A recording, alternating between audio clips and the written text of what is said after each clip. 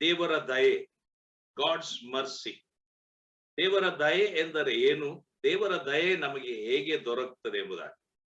ಪ್ರಿಯರೇ, ನಾವು ಹೇಳ್ತೇವೆ ದೇವರ ದಯೆ ನನಗೆ ಸಿಕ್ಕಬೇಕು. I want God's mercy. I desire that I want God mercy. I want to have God's mercy. I will do this or do that to gain God's mercy. ದೇವರ ವಾಕ್ಯ ಏನು ಹೇಳ್ತದೆ? ನಾವು ರೋಮಾಪುರದವರಿಗೆ ಬರೆದ ಪತ್ರಿಕೆಯಲ್ಲಿ ನಮ್ಮ ಟೆಕ್ಸ್ಟ್, ರೋಮಾಪುರದವರಿಗೆ ಬರೆದ ಪತ್ರಿಕೆ 9ನೇ ಅಧ್ಯಾಯ 14ರಿಂದ 16ನೇ ವಚನ. Book of Romans chapter 9 verse 14 to 16. ನಾನು ನಿಮಗೋಸ್ಕರವಾಗಿ ಓದ್ತೇನೆ. ಹಾಗಾದರೆ ಏನು ಹೇಳೋಣ? ದೇವರಲ್ಲಿ ಅನ್ಯಾಯ ಉಂಟೋ? ಎಂದಿಗೂ ಇಲ್ಲ. ಯಾವನ ಮೇಲೆ ನನ್ನ ಕರುಣೆ ಉಂಟೋ ಅವನನ್ನು ಕರುಣಿಸುವೆನು. ಯಾವನ ಮೇಲೆ ನನ್ನ ಕನಿಕರವಿದೆಯೋ ಅವನಿಗೆ ಕನಿಕರ ತೋರಿಸುವೆನು ಎಂದು ದೇವರು ಮೋಶೆಗೆ ಹೇಳಿರುತ್ತಾನಷ್ಟೆ. ಆದುದರಿಂದ ದೇವರ ದಯವು ಮನುಷ್ಯರಿಗೆ ಇಚ್ಛಿಸುವುದರಿಂದಾಗಲಿ ಪ್ರಯತ್ನಿಸುವುದರಿಂದಾಗಲಿ ದೊರೆಯದೆ ದೇವರು ಕರುಣಿಸುವುದರಿಂದಲೇ ದೊರೆಯುತ್ತದೆ.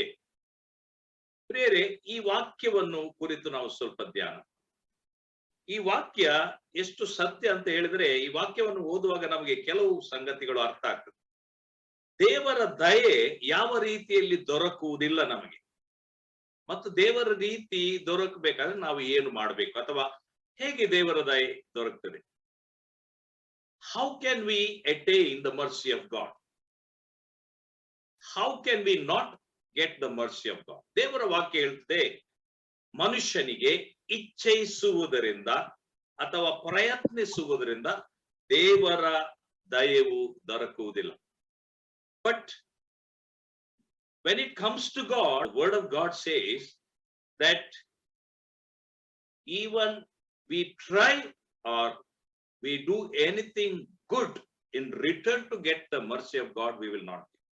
It is simply a fact and truth that God's mercy will be given to you and me just because He is a merciful God. He gives us the mercy.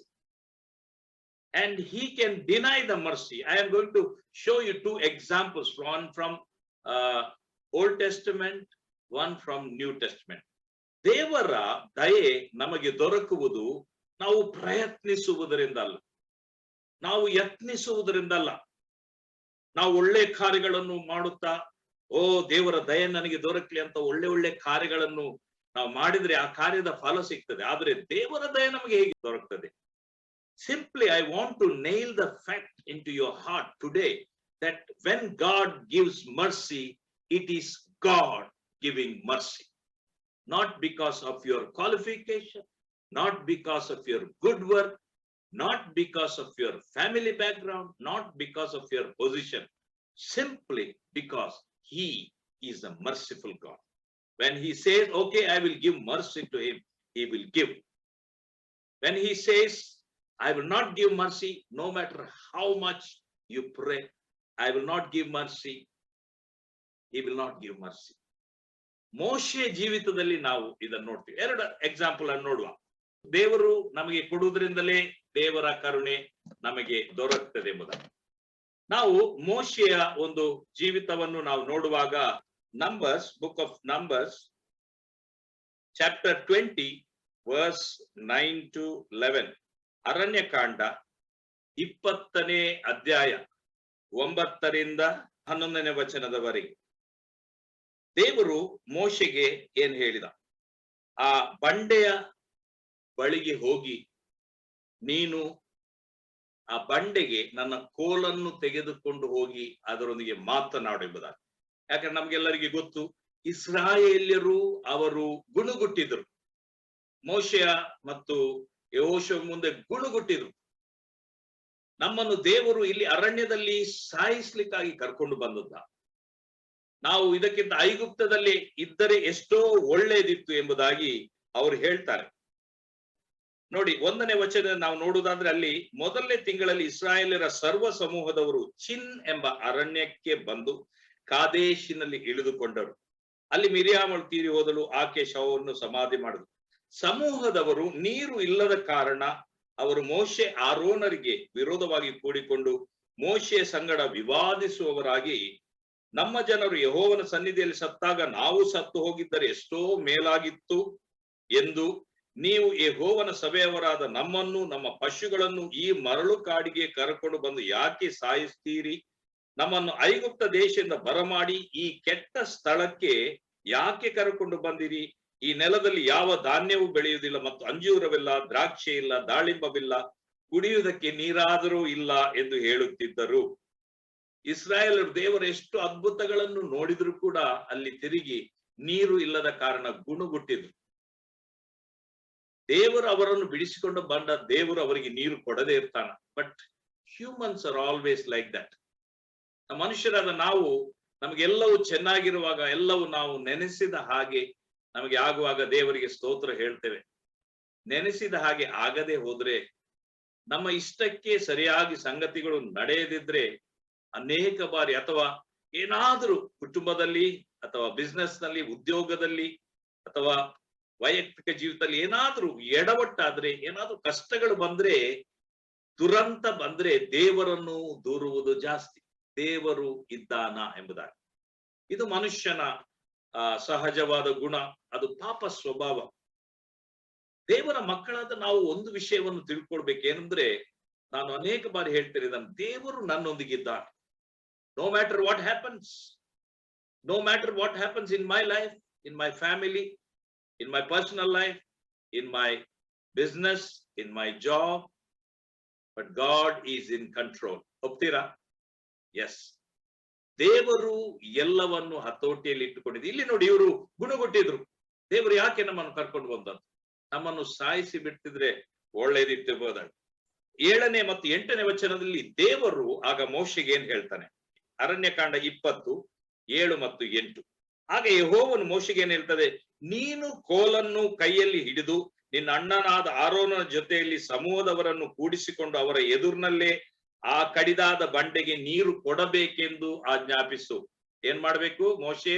ನೀನು ಆ ಕೋಲನ್ನು ತೆಗೆದುಕೊಂಡು ಹೋಗಿ ಆರೋನ ಜೊತೆ ಹೋಗಿ ಆ ಬಂಡೆಗೆ ನೀರು ಕೊಡು ಎಂಬುದಾಗಿ ಮಾತನಾಡಬೇಕು. ಗಮನವಿಟ್ಟು ಕೇಳಿ, ದೇವರು ಮೋಶೆಗೆ ಹೇಳಿದ್ದು ನೀರು ಕೊಡು ಎಂಬುದಾಗಿ ಆ ಬಂಡೆಯ ಮುಂದೆ ನಿಂತುಕೊಂಡು ಮಾತಾಡಬೇಕೆಂಬುದಾಗಿ ಆಜ್ಞಾಪಿಸು. ಅದರೊಳಗಿಂದ ನೀರು ಹೊರಟು ಬರುವುದು. ನೀನು ಸಮೂಹದವರಿಗೂ ಅವರ ಪಶುಗಳಿಗೂ ನೀರನ್ನು ಕೊಡಬಹುದು ಎಂದು ಹೇಳಿದನು. ಆಗ 9ನೇ ವಚನದಲ್ಲಿ ನೋಡಿ ಏನಾಗ್ತದೆ? ಯೆಹೋವನು ಆಜ್ಞಾಪಿಸಿದಂತೆಯೇ ಮೋಶೆಯು ಆ ಕೋಲನ್ನು ತಕೊಳ್ತಾನೆ. ದೇವರು ಹೇಳಿದ ಹಾಗೆ ಆ ಕೋಲನ್ನು ತಕೊಳ್ತಾನೆ. ಮಾತ್ರವಲ್ಲ, ಆತನ ಸನ್ನಿಧಿಯಿಂದ ಆ ಕೋಲನ್ನು ತೆಗೆದುಕೊಂಡು ಹೋಗಿ 10ನೇ ವಚನ ಹೇಳ್ತದೆ, ಆರೋನನ ಜೊತೆಯಲ್ಲಿ ಸಮೂಹದವರನ್ನು ಆ ಕಡಿದಾದ ಬಂಡೆಗೆ ಎದುರಾಗಿ ಕೂಡಿಸಿ ಅವರಿಗೆ ಬೈತಾನೆ. ಏನ್ ಹೇಳ್ತಾನೆ? ದ್ರೋಹಿಗಳೇ ಕೇಳಿರಿ, ನಾವು ಈ ಬಂಡೆಯೊಳಗಿಂದಲೇ ನಿಮಗೋಸ್ಕರ ನೀರನ್ನು ಬರಮಾಡಬೇಕೋ ಎಂದು ಹೇಳಿ ಏನ್ ಮಾಡ್ತಾನೆ ಅವನು? ಕೈ ಎತ್ತಿ ತನ್ನ ಕೈಯಲ್ಲಿರುವ ಆ ಕೋಲಿನಿಂದ ಬಂಡೆಯನ್ನು 2 ಸಾರಿ ಹೊಡೆದನು. ದೇವರು ಮೋಶೆಗೆ ಹೇಳಿದೇನು? ಆ ಬಂಡೆಗೆ ಕೋಲನ್ನು ತೋರಿಸಿ ಮಾತನಾಡು. ಮೋಶೆ ಏನ್ ಮಾಡಿದ? ಮೋಶೆಗೆ ಜನರ ಮೇಲೆ ಕೋಪ ಇತ್ತು. ಜನರು ತನಗೆ ವಿರುದ್ಧವಾಗಿ ಗುಣಗುಟ್ಟಿದ್ದಾರೆ, ದೇವರಿಗೆ ವಿರುದ್ಧವಾಗಿ ಗುಣಗುಟ್ಟಿದ್ದಾರೆ. ಆದ್ರಿಂದ ಮೋಶೆ ಏನ್ ಮಾಡ್ತಾನೆ? ಜನರಿಗೆ ಬೈದು ಆತನು ಕೋಲಿನಲ್ಲಿ 2 ಪೆಟ್ಟು ಬಂಡೆಗೆ ಹೊಡೆಯುತ್ತಾನೆ. ಆದ್ರೆ ದೇವರಿಗೆ ಸ್ತೋತ್ರ, ದೇವರು ಅಲ್ಲಿ ನೀರು ಬರದೇ ಇರುವ ಹಾಗೆ ಮಾಡಬಹುದು. ನಾನು ಹೇಳಿದಾಗೆ ಮನುಷ್ಯ ಕೇಳಲಿಲ್ಲ ಅಂತೇಳಿ, ಆದ್ರೆ ನೀರು ಪ್ರವಾಹವಾಗಿ ಹರಿಯಿತು. ಸಮೂಹದವರು ಅವರ ಪಶುಗಳು ಕುಡಿದರು. 12ನೇ ವಚನ ನೋಡಿ. 12ನೇ ವಚನ ವೆರಿ ಇಂಟ್ರೆಸ್ಟಿಂಗ್ ವಚನ. Now he deals with Moses. ಈಗ ದೇವರು ಮೋಶೆಯೊಂದಿಗೆ ಪರ್ಸನಲ್ ಆಗಿ ಮಾತನಾಡ್ತಾನೆ. ಆತನು ಹೇಳ್ತಾನೇನು?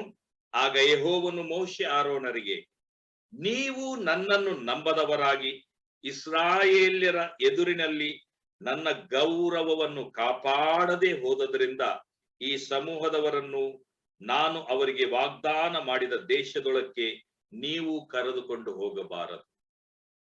ನಮಗೆಲ್ಲರಿಗೆ ಗೊತ್ತು, ದೇವರು ಮೋಶೆಯನ್ನು ಆದುಕೊಳ್ಳುವಾಗ ದೇವರು ಆತನಿಗೆ ಹೇಳಿದು, ನನ್ನ ಜನರಾದ ಇಸ್ರಾಯೇಲ್ಯರನ್ನು ಫರೋಹನನ ದಾಸತ್ವದಿಂದ ಬಿಡಿಸಿ ಅವರನ್ನು ಹಾಲು ಜೇನು ಹರಿಯುವಂತ ವಾಗ್ದತ್ತ ದೇಶಕ್ಕೆ ನೀನು ಕರ್ಕೊಂಡು ಹೋಗ್ಬೇಕು.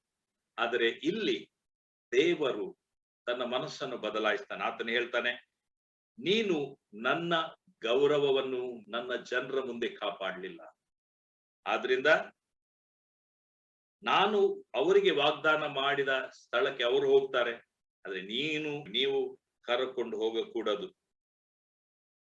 ಅಲ್ಲಿ ಆ ಒಂದು ಸ್ಥಳಕ್ಕೆ, ಅಲ್ಲಿ ನೀರಿನ ಪ್ರವಾಹಕ್ಕೆ ಮೆರಿಬಾ ಎಂದು ಹೆಸರಾಯಿತು. ಮೆರಿಬಾ ಅಂದ್ರೆ ಅರ್ಥ ವಿವಾದ. ಮಾತ್ರವಲ್ಲ, ಅಲ್ಲಿ ಯೆಹೋವನು ತನ್ನ ಮಹಾಮಹಿಮೆಯನ್ನು ತೋರ್ಪಡಿಸಿದನು. ಮೂಲ ಭಾಷೆಯಲ್ಲಿ ಕಾದೇಶ್ ಎಂಬುದಾಗಿ ತೋರ್ಪಡಿಸು, ಮಹಾಮಹಿಮೆಯನ್ನು ತೋರ್ಪಡಿಸಿದನು. ಕರ್ತನ ಮಹಿಮೆಯನ್ನು ಅಲ್ಲಿ ತೋರ್ಪಡಿಸಿದನು. ಆದರೆ ಈ ಇಬ್ಬರು ಜನರಿಗೆ ವಾಗ್ದತ್ತ ದೇಶಕ್ಕೆ ಹೋಗಬಾರದು ಎಂಬುದಾಗಿ ದೇವರು ಅಪ್ಪಣೆ ಕೊಡುತ್ತಾನೆ. ಪ್ರಿಯರೇ, ಆದರೆ ಮೋಶೆ, ಅವನಿಗೆ ವಾಗ್ದತ್ತ ದೇಶಕ್ಕೆ ಹೋಗ್ಲಿಕ್ಕೆ ಮನಸ್ಸಿತ್ತು. ಅವನಿಗೆ ದೇವರ ದಯೆಯನ್ನು ಬೇಡಿಕೊಳ್ತಾನೆ. ದೇವರ ಹತ್ರ ಪ್ರಾರ್ಥನೆ ಮಾಡಿರ್ಬೋದು ಅನೇಕ ಬಾರಿ, ಸ್ವಾಮಿ ನನಗೆ ದಯಮಾಡಿ ನನ್ನ ತಪ್ಪು ಕ್ಷಮಿಸು, ನಾನು ವಾಗ್ದತ್ತ ದೇಶಕ್ಕೆ ಹೋಗ್ಬೇಕು ನನಗೆ ಎಂಬುದಾಗಿ. ನಾವು ಧರ್ಮೋಪದೇಶ ಕಾಂಡ 3ನೇ ಅಧ್ಯಾಯ 25ರಿಂದ 29ನೇ ವಚನವನ್ನು ನೋಡೋಣ. ಡ್ಯೂಟರಾನಮಿ ಚಾಪ್ಟರ್ 3 verse 25 to 29. ಧರ್ಮೋಪದೇಶ ಕಾಂಡ 3, 25ರಿಂದ 29. ಮೋಶೆ ಮಾಡುವ ಪ್ರಾರ್ಥನೆ ನೋಡಿ. ಆತನು ಹೇಳ್ತಾನೆ, ಕರ್ತನೆ, ನಾನು ಈ ಹೊಳೆಯನ್ನು ದಾಟಿ ಆಚೆ ಇರುವ ಒಳ್ಳೆಯ ದೇಶವನ್ನು, ಅಂದರೆ ಆ ಅಂದವಾದ ಬೆಟ್ಟದ ಸೀಮೆಯನ್ನು, ಲೆಬನೋನ್ ಪರ್ವತವನ್ನು ನೋಡುವುದಕ್ಕೆ ಅಪ್ಪಣೆಯಾಗಲಿ ಎಂದು ಪ್ರಾರ್ಥನೆ ಮಾಡ್ತಾನೆ. ಮೋಶೆಯ ಪ್ರಾರ್ಥನೆ, ಸ್ವಾಮಿ ನಾನು ಕೂಡ ಆ ಒಂದು ದೇಶವನ್ನು ನೋಡುವಂತೆ ನನಗೆ ಕರುಣೆ ಕೊಡು ಸ್ವಾಮಿ ಎಂಬುದಾಗಿ. ಆದ್ರೆ ಯೆಹೋವನು, ಕರ್ತನೆ ಏನ್ ಹೇಳ್ತಾನೆ ನೋಡಿ, ನಿಮ್ಮ ದೆಸೆಯಿಂದ, ಅವನು ಜನರಿಗೆ ಈಗ ಹೇಳುವಂತದ್ದು, ನಿಮ್ಮ ದೆಸೆಯಿಂದ ನನ್ನ ಮೇಲೆ ಕೋಪವುಳ್ಳವನಾಗಿ ನನ್ನ ಮನವಿಯನ್ನು ಕೇಳದೆ, ದೇವರೇನ್ ಹೇಳ್ತಾನೆ ಮೋಶೆಗೆ, ಸಾಕು, ಇದರ ವಿಷಯದಲ್ಲಿ ಇನ್ನೂ ನನ್ನ ಸಂಗಡ ಮಾತಾಡಬೇಡ. Very strict word.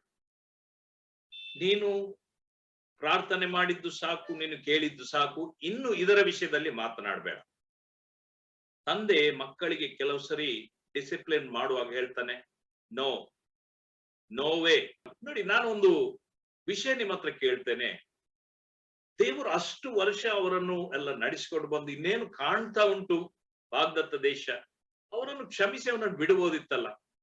ಬಟ್ ದೇವರು, ನಾನು ಅದೇ ಹೇಳುವಂತದ್ದು, ದೇವರು ಒಂದು ವೇಳೆ ಆತನ ಕರುಣೆಯನ್ನು ನಮಗೆ ತೋರಿಸದೆ ಹೋದರೆ ಅದನ್ನು ಯಾವ ವಿಧದಿಂದ ನಮಗೆ ಆತನ ಕೈಗಳಿಂದ ಕಿತ್ತುಕೊಳ್ಳಿಕ್ಕೆ ಆಗುವುದಿಲ್ಲ. ನಮ್ಮ ಪ್ರಾರ್ಥನೆ ಮೊರೆಗಳಿಂದ ಆಗುವುದಿಲ್ಲ. ಅದು ಹೇಗೆ ದೊರಕ್ತದೆ ನಮಗೆ ದಯೆ, ಕೆಲವು ಪಾಯಿಂಟ್ಸ್ ಗಳನ್ನು ಹೇಳಿ ನಾನು ನಿಮಗೆ ತೋರಿಸ್ತೇನೆ. ದೇವರು ಏನು ಹೇಳ್ತಾನೆ, ಸಾಕು, ಇದರ ವಿಷಯದಲ್ಲಿ ಇನ್ನು ನನ್ನ ಸಂಗಡ ಮಾತಾಡಬೇಡ. ನೀನು ಯೋರ್ದನ್ ಹೊಳೆಯನ್ನು ದಾಟಕೂಡದು, ಆದರೆ ಪಿಸ್ಗಾ ಬೆಟ್ಟವನ್ನು ಹತ್ತಿ ತುದಿಯಲ್ಲಿ ನಿಂತು ಚತುರ್ದಿಕ್ಕುಗಳಲ್ಲಿ ಸುತ್ತಲೂ ಇರುವ ದೇಶವನ್ನು ಕಣ್ಣು ತುಂಬಾ ನೋಡ್ಬೋದು. ಆದ್ರೆ ನಾನು ನಿನಗೆ ನೋಡ್ಲಿಕ್ಕೆ ಕೊಡ್ತೇನೆ, ನಿನ್ಗೆ ಅಲ್ಲಿ ಹೋಗ್ಲಿಕ್ಕೆ ಇಲ್ಲ.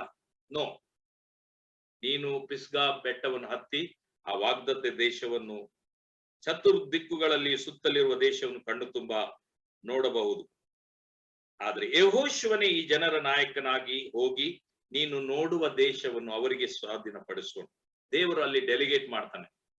ನೀನಲ್ಲ, ಯೆಹೋಶುವನು ಆ ಜನರನ್ನು ಆ ದೇಶಕ್ಕೆ ಕರ್ಕೊಂಡು ಹೋಗ್ತಾನೆ. ಅವನಿಗೆ ಈ ಅಧಿಕಾರವನ್ನು ನೀನು ಕೊಡ್ಬೇಕು ಅಂತ ದೇವರು ಹೇಳ್ತಾನೆ. ಅವನು ದೃಢನಾಗುವಂತೆ ಅವನನ್ನು ಧೈರ್ಯ ಪಡಿಸಬೇಕೆಂದು ಉತ್ತರ ಕೊಟ್ಟನು. ಆಗ ನಾವು ಬೇತ್ ಪೆಗೋರಿಗೆ ಎದುರಾಗಿರುವ ಕಣಿವೆಯಲ್ಲಿ ವಾಸವಾಗಿದ್ದೆವು. ನೋಡಿ, ಇಲ್ಲಿ ನಾವು ರೋಮಾಪುರದವರಿಗೆ ಬರೆದ ಪತ್ರಿಕೆಯಲ್ಲಿ ನೋಡಿದೆವು, ಮನುಷ್ಯನಿಗೆ ಇಚ್ಛಿಸುವುದರಿಂದಾಗಲಿ ಯತ್ನಿಸುವುದರಿಂದಾಗಲಿ ದೇವರ ದಯವು ದೊರಕದೆ, ದೇವರು ಕರುಣಿಸುವುದರಿಂದಲೇ ದೊರಕ್ತದೆ. ಇಲ್ಲಿ ನಾವು ಏನು ನೋಡ್ತೇವೆ ಅಂದ್ರೆ, ಗಾಡ್ ಈಸ್ ಸವರೇನ್. ದೇವರು ಸಾರ್ವಭೌಮನ್. ದೇವರು ತನಗೆ ಬೇಕಾದದನ್ನು ಮಾಡುತ್ತಾನೆ. ಹೀಗೆ ಈ ವಿಷಯ ನಮಗೆ ಗೊತ್ತಿದ್ರೆ ನಾವು ದೀನರಾಗಿರ್ತೇವೆ, ಹೌದಲ್ಲ? ಈಗಿನ ದಿವಸಗಳಲ್ಲಿ ನಾವು ನೋಡುತ್ತೇವೆ, ದೇವರನ್ನು ಹೇಗೆ ಕೂಡ ಬೇಕಾದ್ರೆ ಒಲಿಸಿಕೊಳ್ಳಬಹುದು. ಪ್ರಿಯರೇ, ದೇವರನ್ನು ಒಲಿಸಿಕೊಳ್ಬೇಕಾದ್ರೆ ದೇವರ ವಾಕ್ಯ ಏನ್ ಹೇಳ್ತದೆ? ದೇವರ ದಯೆ ನಮಗೆ ದೊರಕಬೇಕಾದ್ರೆ ಏನು ಮಾಡಬೇಕು ನಾವು? ನಾವು ಹೊಸ ಒಡಂಬಡಿಕೆಯಲ್ಲಿ ನಾವು ಒಂದು ಎಕ್ಸಾಂಪಲ್ ಅನ್ನು ನೋಡುವ. ಹೊಸ ಒಡಂಬಡಿಕೆಯಲ್ಲಿ ನಾವು ಒಂದು ಉದಾಹರಣೆಯನ್ನು ನೋಡುವ. ಮತ್ತಾಯನ ಸುವಾರ್ತೆ 15ನೇ ಅಧ್ಯಾಯ 22ರಿಂದ 28ನೇ ವಚನ. Gospel of Matthew chapter 15 verse 22 to 28. ಇಲ್ಲಿ ಹೇಳ್ತದೆ, ಆ ಸೀಮೆಯಿಂದ ಕಾನಾನ್ಯರವಳೊಬ್ಬಳು ಹೊರಟು ಬಂದು, ಸ್ವಾಮಿ, ದಾವಿದ ಕುಮಾರನೇ, ನನ್ನನ್ನು ಕರುಣಿಸು, ನನ್ನ ಮಗಳಿಗೆ ದೆವ್ವದ ಕಾಟ ಬಹಳವಾಗಿದೆ ಎಂದು ಕೂಗಿಕೊಂಡಳು. ಆದ್ರೆ ಆತನು ಆಕೆಗೆ ಏನು ಉತ್ತರ ಕೊಡಲಿಲ್ಲ. ಆಗ ಆತನ ಶಿಷ್ಯರು ಬಂದು, ನಮ್ಮ ಹಿಂದೆ ಕೂಗಿಕೊಂಡು ಬರುತ್ತಾಳೆ, ಆಕೆಯನ್ನು ಕಳುಹಿಸಿ ಬಿಡು ಎಂದು ಆತನನ್ನು ಬೇಡಿಕೊಂಡರು. ಅದಕ್ಕಾತನು, ತಪ್ಪಿಸಿಕೊಂಡ ಕುರಿಗಳಂತಿರುವ ಇಸ್ರಾಯೇಲನ ಮನೆತನದವರ ಬಳಿಗೇ ಹೊರತು ಮತ್ತಾರ ಬಳಿಗೂ ನಾನು ಕಳುಹಿಸಲ್ಪಟ್ಟವನಲ್ಲ ಅಂದನು. ಆಗ ಆಕೆ ಬಂದು ಆತನಿಗೆ ಅಡ್ಡ ಬಿದ್ದು, ಸ್ವಾಮಿ, ನನಗೆ ಅನುಗ್ರಹ ಮಾಡಬೇಕು ಅಂದಳು. ಅದಕ್ಕಾತನು, ಮಕ್ಕಳು ತಿನ್ನುವ ರೊಟ್ಟಿಯನ್ನು ತಕ್ಕೊಂಡು ನಾಯಿ ಮರಿಗಳಿಗೆ ಹಾಕುವುದು ಸರಿಯಲ್ಲ ಎಂದು ಉತ್ತರ ಕೊಡಲು ಆಕೆ, ಸ್ವಾಮಿ, ಆ ಮಾತು ನಿಜವೇ. ನಾಯಿ ಮರಿಗಳಂತೂ ತಮ್ಮ ಯಜಮಾನರ ಮೇಜಿನಿಂದ ಬೀಳುವ ರೊಟ್ಟಿಯ ತುಂಡುಗಳನ್ನು ತಿನ್ನುತ್ತವಲ್ಲ ಅಂದಳು. ಆಗ ಯೇಸು ಆಕೆಗೆ, ಅಮ್ಮ, ನಿನ್ನ ನಂಬಿಕೆ ಬಹಳ, ನಿನ್ನ ಮನಸ್ಸಿನಂತೆ ಆಗಲಿ ಎಂದು ಉತ್ತರ ಕೊಟ್ಟನು. ಅದೇ ಗಳಿಗೆಯಲ್ಲಿ ಆಕೆಯ ಮಗಳು ಸ್ವಸ್ಥಳಾದ. ಪ್ರಿಯರೇ, ಇಲ್ಲಿ ಹೊಸ ಒಡಂಬಡಿಕೆಯಲ್ಲಿ ಒಂದು ಉದಾಹರಣೆಯನ್ನು ನೋಡ್ತೇವೆ. ಕಾನಾನ್ಯರವಳು, ಅನ್ಯ ಸ್ತ್ರೀ, ಆಕೆ ಯೆಹೂದ್ಯಳಲ್ಲ. ಆಕೆಯ ಮಗಳಿಗೆ ದೆವ್ವದ ಕಾಟ. ಆಕೆಯ ಮಗಳಿಗೆ ಒಂದು ಸಮಸ್ಯೆ, ಭೀಕರವಾದ ಸಮಸ್ಯೆ ಇತ್ತು. ಆಕೆ ಯೇಸುವಿನ ಬಳಿಗೆ ಬರ್ತಾಳೆ.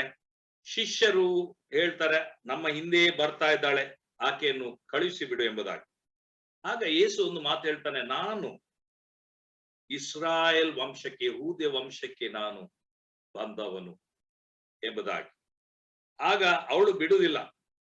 ಆಕೆ ಬಂದು ಹೇಳ್ತಾಳೆ, ಸ್ವಾಮಿ, ನನಗೆ ಅನುಗ್ರಹ ಮಾಡು. ಲಾರ್ಡ್ ಹ್ಯಾವ್ ಮರ್ಸಿ ಆನ್, ನನಗೆ ನೀನು ಅನುಗ್ರಹ ಮಾಡಬೇಕು. ಕರ್ತನೆ, ನನ್ನ ಮಗಳನ್ನು ನೀನು ಗುಣಪಡಿಸಬೇಕು ಎಂದು ಹೇಳ್ತಾನೆ. ಆಗ ಯೇಸುವಿನ ಉತ್ತರ ನೋಡಿ, ಮಕ್ಕಳು ತಿನ್ನುವ ರೊಟ್ಟಿಯನ್ನು ತಕೊಂಡು ನಾಯಿ ಮರಿಗಳಿಗೆ ಹಾಕುವುದು ಸರಿಯಲ್ಲ. ಒಂಥರ ಕಠಿಣವಾದ ಮಾತಿನ ಹಾಗೆ ನಮಗೆ ಕಾಣುತ್ತದೆ. ಆದರೆ ಅವಳು ಒಂದು ಮಾತು ಹೇಳ್ತಾಳೆ, ಏನ್ ಗೊತ್ತಾ? ಅದು ನಿಜವೇ ಸ್ವಾಮಿ. ನಾಯಿ ಮರಿಗಳಾದರೂ ನಮ್ಮ ಯಜಮಾನರ ಆ ಮೇಜಿನಿಂದ ಬೀಳುವ ರೊಟ್ಟಿ ತುಂಡಿಗಾಗಿ ಕಾಯ್ತಾ ಇರ್ತದಲ್ಲ ಅಂತ ಹೇಳುವಾಗ ಯೇಸುವಿನ ಹೃದಯ, ಕರುಣೆಯ ಹೃದಯ, ಅದು ಕರಗಿ ಹೋಯಿತು. ಹಲ್ಲೆಲೂಯಾ. ಪ್ರಿಯರೇ, ದೇವರ ಕರುಣೆ, ನಾವು ದೀನರಾಗಿರುವಾಗ ದೇವರ ಕರುಣೆಯ ಕಾರ್ಯಗಳು ನಮಗೆ ಒದಗಿ ಬರ್ತದೆ. ಹಲ್ಲೆಲೂಯಾ. ಅದನ್ನು ಪ್ರಯತ್ನದಿಂದಾಗಲಿ, ದೇವರ ಕೈಯನ್ನು ಬಗ್ಗಿಸಿ ಫೋರ್ಸಿಬಲ್ ಆಗಿ ಅಥವಾ ಅರಿಕೆ ಮಾಡುವುದರಿಂದ ಬರುವುದಿಲ್ಲ. ದೇವರು ಕರುಣಿಸುವುದರಿಂದ. ಯೇಸು ಸ್ವಾಮಿಗೆ ಇಲ್ಲಿ ಕರುಣೆ ಉಂಟಾಯ್ತು. ಯಾಕೆ ಕರುಣೆ ಉಂಟಾಯ್ತು ಗೊತ್ತಾ? ಆಕೆ ನಂಬಿಕೆ. ಆಕೆಗೆ ಹೇಳ್ತಾನೆ, ಸ್ವಾಮಿ, ನಿನ್ನ ನಂಬಿಕೆ ಬಹಳ. He compliments her.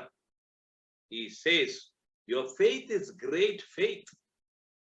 ನೋಡಿ, ಆಕೆ ಬಿಟ್ಟು ಬಿಡುವುದಿಲ್ಲ, ದೇವರ ಪಾದವನ್ನು ಬಿಡುವುದಿಲ್ಲ. ದೇವರು ಎಷ್ಟು ಇಲ್ಲ ಹೇಳಿದ್ರು ಪಾದ ಇಟ್ಕೊಳ್ಳಿ, ಸ್ವಾಮಿ, ನಾನು ಯೋಗ್ಯಳಲ್ಲ ಕರ್ತನೆ. ನಾವೀಗ ಹಾಡು ಹಾಡಿದೆವು, ಶೂನ್ಯವಾಗಿದ್ದ ನನ್ನ 100ಕ್ಕೆ 100ರಷ್ಟು ಮಾಡಿ ಯೋಗ್ಯತೆ ಗಣನೆಗೆ ಬಾರಂತ ನನ್ನನ್ನು ನೀನು ನಿನ್ನ ಪುತ್ರನ ಪದವಿಯನ್ನು ಕೊಟ್ಟಿದ್ದ.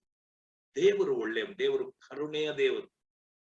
ಆತನ ಕರುಣೆ ನಮಗೆ ಯಾವಾಗ ಸಿಗ್ತದೆ ಗೊತ್ತಾ? ನಾವು ದೀನರಾಗಿ ಆತನ ಬಳಿಗೆ ಬರುವಾಗ. ಯಾಕೋಬನ ಪತ್ರಿಕೆಯಲ್ಲಿ 4ನೇ ಅಧ್ಯಾಯ 6ನೇ ವಚನದಲ್ಲಿ ಒಂದು ವಚನ ಹೇಳ್ತದೆ, ಏನಂದ್ರೆ, ದೇವರು ಅಹಂಕಾರಿಗಳನ್ನು ಏನ್ ಮಾಡ್ತಾನೆ? ಎದುರಿಸ್ತಾನೆ. God resist the crowd. ಅಹಂಕಾರಿಗಳಂದ್ರೆ ಯಾರು ಗೊತ್ತಾ? ನಾನು ಎಂಬುದಾಗಿ ಹೇಳು. ನಾನು ನೀತಿವಂತನು, ನನಗೆ ಅಧಿಕಾರವಿದೆ, ನಾನು ಏನು ಮಾಡಬಲ್ಲೆನು, ನಾನು ರೋಗಿಗಳನ್ನು ಸ್ವಸ್ಥ ಮಾಡಬಲ್ಲೆನು, ನಾನು ಬೆಟ್ಟಗಳನ್ನು ಮಾತಿನಿಂದ ನಾನು ತೊಲಗಿಸಬಲ್ಲೆನು, ನನ್ನ ಮಾತಿಗೆ ಶಕ್ತಿ ಇದೆ, ನಾನು ಅಂತ ಹೇಳುವಾಗ ದೇವರಿಗೆ ಅದು ಇಷ್ಟವಾಗುವುದಿಲ್ಲ. ಯಾವಾಗ ಒಬ್ಬ ಮನುಷ್ಯನು, ಆತನು ಎಷ್ಟೇ ದೊಡ್ಡ ಅಭಿಷಿಕ್ತನಾಗಿರಲಿ, ಎಷ್ಟೇ ದೊಡ್ಡ ನೀತಿವಂತನಾಗಿರಲಿ, ಆತನು ದೇವರ ಮುಂದೆ ಬರುವಾಗ ದೀನನಾಗಿರ್ಬೇಕು. ಕರೆಕ್ಟ್? ದೇವರ ಮುಂದೆ ಬರುವಾಗ ನಾವು ಏನು ಇಲ್ಲ, we are nothing, we are human, just humans. But he has made us his children. ದೇವರ ವಾಕ್ಯದಲ್ಲಿ ಅವಳು ಹೇಳ್ತಾಳೆ, ಸ್ವಾಮಿ, ನಾಯಿ ಮರಿಗಳು ಬೀಳುವ ರೊಟ್ಟಿಗಾಗಿ, ಯಜಮಾನನ ಮೇಜಿಂದ ಬೀಳುವ ರೊಟ್ಟಿಗಾಗಿ ಅವುಗಳು ಕಾಯ್ತಾ ಇರ್ತದಲ್ಲ, ಆದ್ರಿಂದ ನನಗೆ ಕರುಣಿಸು. ಆಗ ಯೇಸುವಿನ ಹೃದಯ ಕರುಣೆಯಿಂದ ಕರಗಿತು. He granted her the miracle for her daughter. ಆ ಕ್ಷಣದಲ್ಲಿ ಯೇಸು ಹೇಳ್ತಾನೆ, ಅಮ್ಮ, ನಿನ್ನ ನಂಬಿಕೆ ಬಹಳ, ನಿನ್ನ ಮನಸ್ಸಿನಂತೆ ಆಗಲಿ. ಅದೇ ಗಳಿಗೆಯಲ್ಲಿ ಆಕೆಯ ಮಗಳು ಸ್ವಸ್ಥಳಾದಳು. ಸ್ವಸ್ಥತೆ ಅದು ವಿಶ್ವಾಸಿಗಳು ಅಥವಾ ದೇವರ ಮಕ್ಕಳಿಗೆ ಕೊಡಲ್ಪಡುವ ರೊಟ್ಟಿ. ಅದು ಲೋಕದವರಿಗೆ, ಯೇಸುವನ್ನು ನಂಬದೇ ಇರುವವರಿಗೆ ಅದು ಸಿಕ್ಕುವುದಿಲ್ಲ. ಯಾಕಂದ್ರೆ ಅದು ಪರಲೋಕದ ರೊಟ್ಟಿ. ಈ ಹೊತ್ತಿಗೂ ಕೂಡ ದೇವರ ವಾಕ್ಯ ಹೇಳ್ತದೆ, ಯೋಹಾನ 3:16 ದೇವರು ಲೋಕದ ಮೇಲೆ ಎಷ್ಟೋ ಪ್ರೀತಿಯನ್ನಿಟ್ಟು ತನ್ನ ಒಬ್ಬನೇ ಮಗನನ್ನು ಕೊಟ್ಟನು. ಇಡೀ ಲೋಕದ ಮೇಲೆ ದೇವರು ಪ್ರೀತಿ ಇಟ್ಟಿದ್ದಾನೆ. ಲೋಕದ ಎಲ್ಲ ಜನರ ಮೇಲೆ ಒಬ್ಬನನ್ನು ಬಿಡದೆ ಎಲ್ಲರ ಮೇಲೆ ಪ್ರೀತಿ ಇಟ್ಟಿದ್ದಾನೆ. ಆದ್ರೆ ಮುಂದೆ ಏನ್ ಹೇಳ್ತದೆ, ಆತನನ್ನು ನಂಬುವ ಒಬ್ಬನಾದರೂ ನಾಶವಾಗಬಾರದು ಎಂದು ಆತನನ್ನು ಕೊಟ್ಟನು. ಅಂದ್ರೆ ಯೇಸುವನ್ನು ಯಾರು ನಂಬುತ್ತಾರೋ ಅವರಿಗೆ ನಿತ್ಯ ಜೀವ ಕೊಡಲ್ಪಡ್ತದೆ. Not for everybody. ನನಗೆ ಯೇಸು ಬೇಡ, ನಿನ್ನ ಕರುಣೆ ಬೇಕು ಅಂತ ಹೇಳಿದ್ರೆ ಇಲ್ಲ. God says, I have given everything in Christ Jesus. ಯೇಸು ಆ ಕ್ರೂಜೆಯಲ್ಲಿ ರಕ್ತವನ್ನು ಸುರಿಸಿ ಸಾಯುವಾಗ ಯೇಸು ಸ್ವಾಮಿ ತೀರಿತು ಅಂತ ಹೇಳಿದ. So everything that God had to do for the sinful human race, it had already been done on the cross of Calvary in the resurrection of Jesus Christ. Hallelujah. ಅದರಿಂದ ದೇವರ ಕರುಣೆ ನಮಗೆ ಪ್ರಯತ್ನಿಸುವುದರಿಂದ, ಇಚ್ಛಿಸುವುದರಿಂದ ನಮಗೆ ಸಿಕ್ಕುವುದಿಲ್ಲ. ದೇವರು ಕರುಣಿಸುವುದರಿಂದ ನಮಗೆ ದೊರಕ್ತದೆ ಎಂಬುದಾಗಿ ದೇವರ ವಾಕ್ಯ ಹೇಳ್ತದೆ. ನಾವು 2 ಉದಾಹರಣೆ ನೋಡಿದ್ದೇವೆ. ಒಂದು ಮೋಶೆ ಯಾರು? ಮೋಶೆಗೆ ಎಂತ ಸಾಕ್ಷಿ ಇತ್ತು ನೋಡಿ.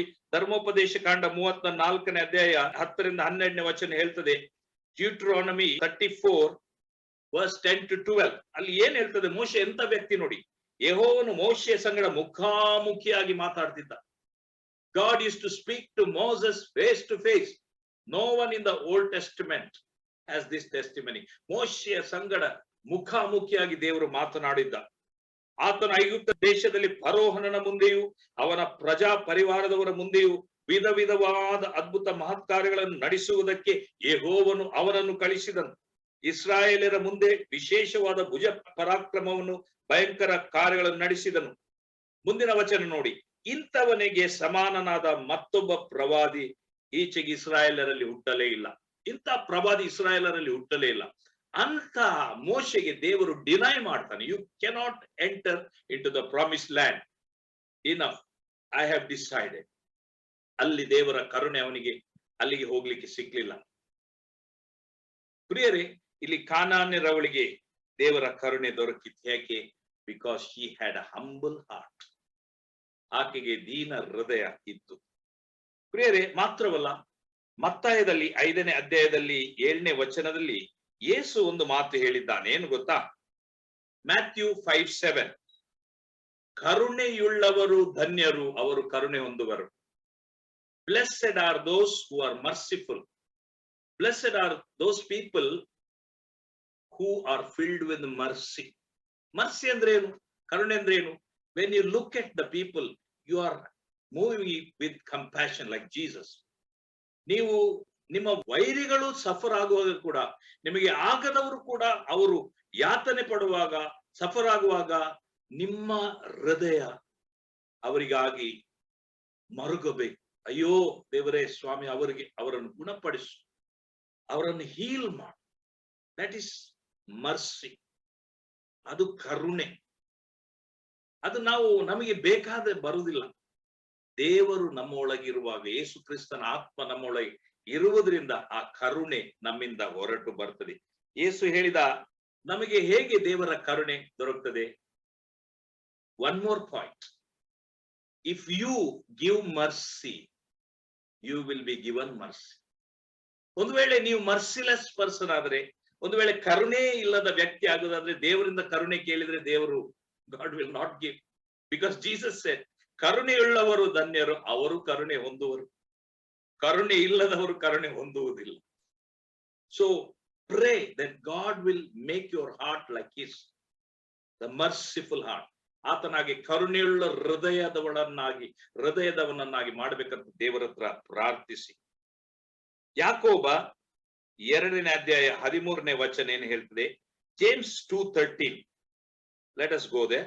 ಯಾಕೋಬ 2:13 ಬಹಳ ಸ್ಟ್ರಾಂಗ್ ವರ್ಡ್. ಇಲ್ಲಿ ಏನ್ ಹೇಳ್ತದೆ? ಕರುಣೆ ತೋರಿಸದೆ ಇರುವವನಿಗೆ ನ್ಯಾಯ ತೀರ್ಮಾನದಲ್ಲಿ ಕರುಣೆಯು ತೋರ್ಪಡಿಸುವುದಿಲ್ಲ. ಕರುಣೆಯು ನ್ಯಾಯ ತೀರ್ಮಾನವನ್ನು ಗೆದ್ದೊಯ್ಯುತ್ತದೆ. ಕರುಣೆ ಯಾರು ತೋರಿಸುವುದಿಲ್ಲವೋ ನ್ಯಾಯ ತೀರ್ಪಿನಲ್ಲಿ ಅವನಿಗೆ ಕರುಣೆ ದೇವರು ತೋರಿಸುವುದೇ ಇಲ್ಲ. This is the word of god, not my word. If you don't show mercy here on earth to the people who deserve mercy, if you still hate your enemies, if you still hate some people, if you're not a merciful person, don't expect God to show you mercy at the judgment seat. That's what the Bible says. ದೇವರ ವಾಕ್ಯ ಹೇಳ್ತದೆ, ಕರುಣೆ ತೋರಿಸದೆ ಅವನಿಗೆ ನ್ಯಾಯ ತೀರ್ಮಾನದಲ್ಲಿ ಕರುಣೆ ತೋರ್ಪಡಿಸುವುದೇ ಇಲ್ಲ. Why? ಯಾಕಂದ್ರೆ ಆ ವಾಕ್ಯದಲ್ಲಿ ಹೇಳ್ತದೆ, the mercy triumphs judgment. ನೀನು ಕರುಣೆ ತೋರಿಸಿದ್ದಿ, ಆದ್ರಿಂದ ಈ ನ್ಯಾಯ ತೀರ್ಪಿನಲ್ಲಿ ನಾನು ನಿನ್ನನ್ನು ಪರಲೋಕಕ್ಕೆ ನಾನು ಕರ್ಕೊಂಡು ಹೋಗ್ತೇನೆ. Though you are not worthy, I will make you worthy because you have shown mercy. ದೇವರ ವಾಕ್ಯ ಹೇಳ್ತದೆ, ಕರುಣೆಯು ನ್ಯಾಯ ತೀರ್ಮಾನವನ್ನು ಗೆದ್ದು ಹಿಗ್ಗುತ್ತದೆ. Mercy triumphs over judgement. ಪ್ರಿಯರೇ, ಆದ್ರಿಂದ ಯೇಸು ಸ್ವಾಮಿ ಇನ್ನೊಂದು ಕಡೆಯಲ್ಲಿ ಮತ್ತಾಯ 9ನೇ ಅಧ್ಯಾಯ 11ನೇ ವಚನದಿಂದ 13ನೇ ವಚನ, ಮ್ಯಾಥ್ಯೂ 9:11-13, ಫರಿಸಾಯರು ಹೀಗೆ ಕೇಳ್ತಾರೆ, ಗುರು ಸುಂಕದವರ ಮತ್ತು ಪಾಪಿಗಳ ಸಂಗಡ ಯಾಕೆ ಊಟ ಮಾಡುತ್ತಾನೆ ಎಂದು ಕೇಳಿದರು. ಆತನು ಅದನ್ನು ಕೇಳಿ ಯೇಸು ಸ್ವಾಮಿ ಏನ್ ಹೇಳ್ತಾನೆ? ಕ್ಷೇಮದಿಂದ ಇರುವವರಿಗೆ ವೈದ್ಯನು ಬೇಕಾಗಿಲ್ಲ, ಕ್ಷೇಮವಿಲ್ಲದವರಿಗೆ ಬೇಕು. ನೀವು ಹೋಗಿ